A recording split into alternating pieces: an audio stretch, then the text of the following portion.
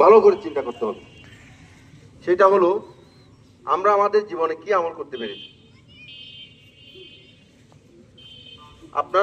আপনাদের দেখায় চলায় ফেরায় হয়তো ওনার কোনো বড় ভালো আমল আপনাদের চোখে না পড়তে পারে।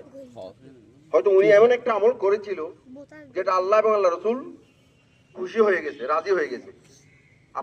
আমরা সবাই অবগত, আজকে পটিয়ার জমিনে জুলুস চলতেছে, ইমানদারের জুলুস চলতেছে, প্যারা নবী সাল্লাল্লাহু আলাইহি ওয়াসাল্লামের আগমন চলতেছে, রবিউল আউয়াল শরীফ এবং শুক্রবারের দিন আমাদের অনেক মুসল্লিরা মসজিদে দুই হাত তুলে কাঁদে, আল্লাহ আমার মতটা যেন শুক্রবার হয়, জুমাবার হয়, রবিউল আউয়াল শরীফ হয়, সোমবারও হয়, অনেক ফরিয়াদ করে।